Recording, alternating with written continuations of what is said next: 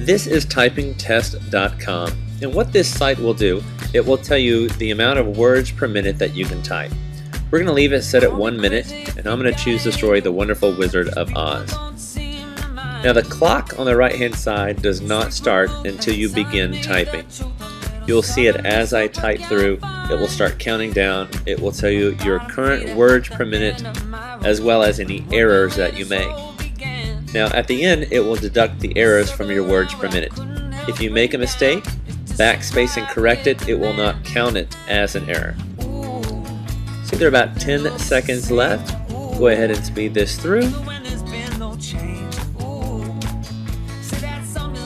And now here is my summary. You can see the words per minute, WPM, as well as the errors that I made, including the percent, which in this case would be 95%.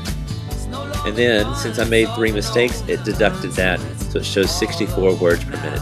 This is just a good way to find out your students' words per minute. So that is typingtest.com, and I hope you use it and enjoy it.